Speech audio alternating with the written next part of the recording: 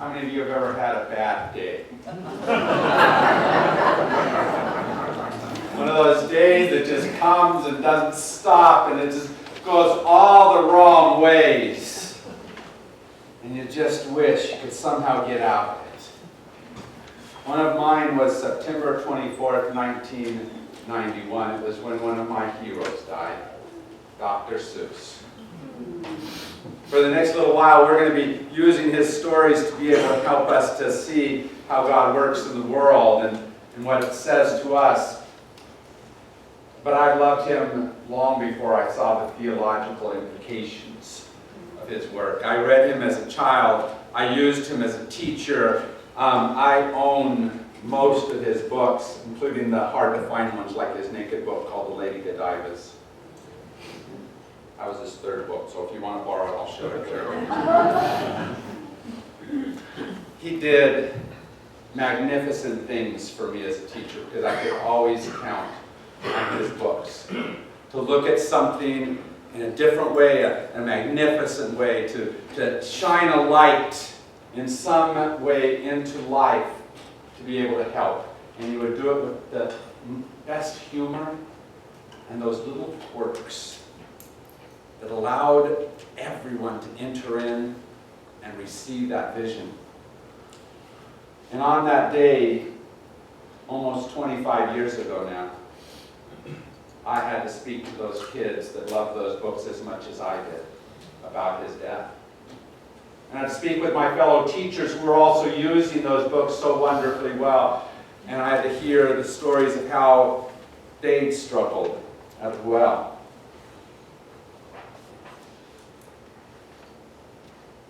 And yet I remember, in the midst of it, an amazing saying that Dr. Seuss had. Listen to it. Looking at life through the wrong end of the telescope enables you to laugh at all life's realities. And that's the joy of what he gave to us. He showed on a regular basis how to look through life at the wrong end of the telescope. So that bad day, that struggling day, that hard time you're going, the story, it's a horrendous story that was read from Genesis. Genesis 22, that speaks of a God that says, take your son, your only son, and sacrifice him. And it's a story that repels us in many ways. It's a bad day. Do you think that maybe Abraham didn't really wish he had said, here I am? And sometimes it's the same thing that happens to us. When we are trying to live as the people of God, suddenly something comes against us that is more than what we want, more than what we think we can bear. And we have to decide, what do we do when that is true? I believe this story was placed in the Bible to ask us a very important question. What are you going to do when things don't go perfectly? And God is placed in the story as the antagonist, not the one that's on your side. He's the bad guy. And you have to look at this story not through those cliches that we sometimes use. Oh, I'll just trust. I'll just believe. I'll just. You have to figure out what to do as a person of belief when the one in whom you have placed your trust doesn't seem worthy of that trust. When what is being asked seems to be beyond your ability to do. Seems to be beyond what you want to do. Anyone ever feel that this way on your journey? Betrayed by God, or at least by God's people? And somehow quelling at the road in front of you? So let's take a look at this story through the wrong end of the telescope. Let's look at Bartholomew, because he also has a bad day. There he is, happily going down the road, heading towards the market, ready to sell his cranberries, and the king comes by, all magnificent. I can see the king today. And suddenly things go from bad to worse. He's asked to prove his loyalty. Take off your hat. Did I or did I not tell you to take it off? He said, I did. Have you ever been there? I did. I've been falling. I did. Right? There we are saying, I don't mean to interrupt you, God, but I don't mean to contradict you, but I don't mean to, and yet there we are. And Bartholomew is suddenly caught up in this royal drama, all the while maintaining his innocence, and it is a tough place to be in, isn't it? You have to figure out when you're in that type of space how to try to live faithfully. And did you notice that through the whole thing, Bartholomew was wonderful and polite and good and everything that I don't think I would be in the same situation. Wasn't he? I mean, there he is, every moment saying, have you thought about this? Did you do this? Are you sure? Right? And I think that most of the questions I would have asked were inside my own self, saying, why do I deserve this? And they would have gone to those negative spaces of, wait, this is not what I'm supposed to happen, and how do I obey in this moment? And it's because most of us have learned this idea of obedience from an authoritarian model. Or we've been told, just obey. And you probably used that with your kids at one point or another. Just do what I say, because I say. Right? We all learn that type of authoritarian model of obedience. And yet that's not quite what obedience in the Bible is talking about. It's not quite what God is calling into our souls with obedience. The Latin word obey actually comes from a word that means closer to give ear to pay attention, to listen. And essentially to do that with an open hand, to follow, but do it with an open hand so you're hearing what it is that is going to happen. So you're hearing what it is that God is going to continue to speak into the moment. Not just to do what God says, but to listen to what God is continuing to say. Bartholomew is threatened with his life. Arrows, an executioner, right? The turret of the castle. He's taken beyond all his normal. And yet in every single one of those moments, he does it with an open hand. Saying, what can come out of this? What is God asking here? What is the king asking? And in the unexplainable, in the struggle to arrive at understanding in those moments, sometimes we discover something more important than anything we could have in any other moment. In that moment, the discovery is made, now get this, not by Bartholomew, but by someone else. Alaric is there behind him counting. 448, 449, 450, and suddenly something changes. And there's one feather, 2 feathers, 3 feathers, and a jewel, and suddenly things are happening, and things are becoming, and he tries to call out to the king, and yet the king is gone already, far away. Tries to call out to Bartholomew, and Bartholomew is already arriving at the top of the turret. And we're busy focusing on those 450 hats that were all the same. And someone's trying to tell us, no, things are different. Look different of what's there. And so it's easy for us sometimes to miss the change as we move along.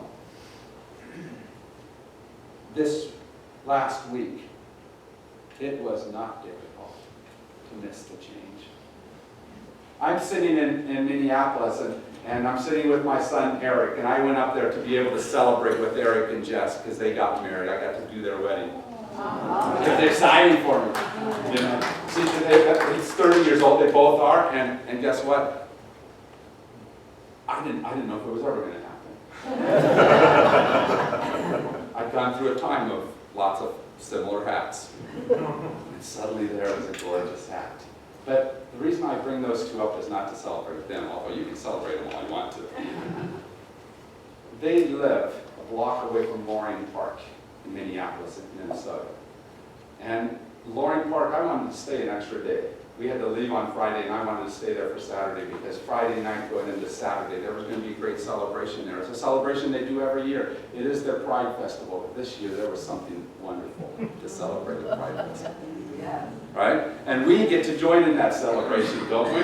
For years, you've worked towards having what happened just a week ago. Today, equality in marriage is a fact in the United States of America.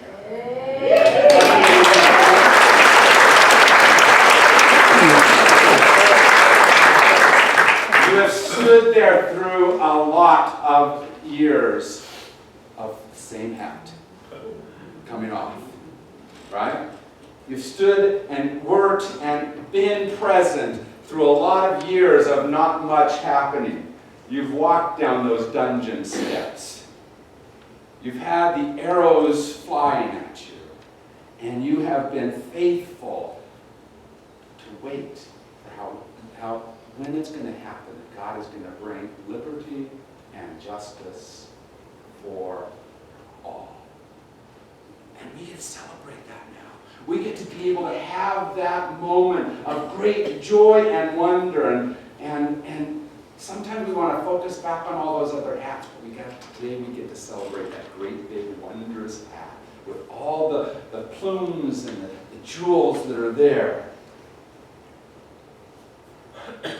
And as we do this, as we celebrate, let me remind you of two things. First of all, let me just say this first of all. I love the larger circle that we found. The ways that liberty and justice for all is expanding in our head.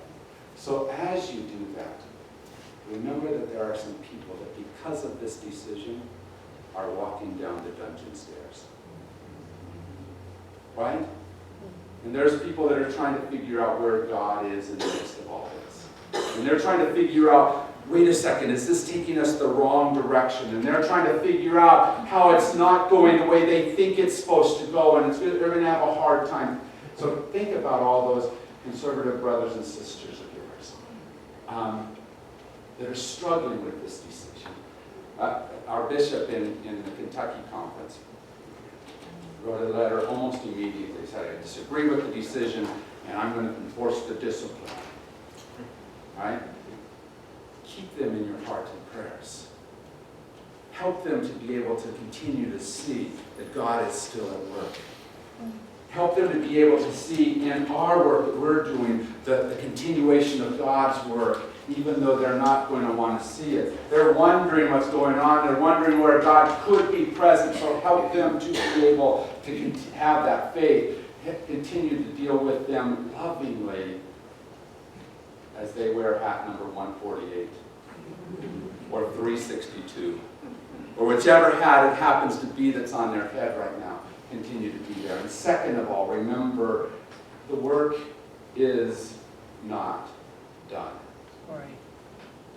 Okay, even as we celebrate hat number 500 on our heads today, and this achievement of a wonderful goal, remember that there is somebody else who is looking for liberty and justice for all. And that they are seeing in some ways that they are not receiving that. And so open your eyes now to who else needs to have that victory. Who else is walking down that dungeon step? Who else is getting carted through the town with the hats flying off their head? Who else is in some place with arrows pointed at them that needs to know that God's love is meant for them as well? Who else is there that God is placing into your heart and into your life so that you can help them and work with them and for them and help them to see what the future can be? And let's just remember, we seek not equality of marriage, but we seek quality in marriage, don't we? Amen. We're not finished. We're still working. And I got perfect marriage, of course. But all of us have lots of work still to do. And we are trying to learn each day how to become one more step towards the beloved community. That community that reaches out not just to some, but to every single person in love, in acceptance, in compassion, in community. We are about reaching out and caring and drawing that circle ever wider so that all may know the magnificence of placing that 500th hat on their head. Amen.